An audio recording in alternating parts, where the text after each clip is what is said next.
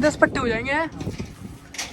तो दोस्तों अब 10 पट्टे हो जाएंगे ना, तो हम 10 को अपने घुमाएंगे, स्टार्ट करेंगे। जैसे हमने पहले कबूतर अपने जो है हिलाए थे, ऐसे ही इनका भी प्रोसेस चलेगा, इन्हें भी हिलाएंगे दोस्तों।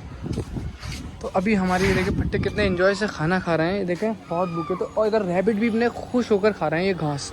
मतलब आराम आराम से खाओ भाई, आराम आराम से खाओ, आराम आराम से, टिकटॉक आराम से खाओ। ये इसलिए इतनी तेज खा रहे हैं क्योंकि भाई बहुत पहली बार इन्हें घास खाने को मिली है हमारे यहाँ। वैसे तो पालक आलक खाते हैं और गाजर वगैरह और भी डाइट देते हैं हम, गेहूँ भी देते हैं डाइट में।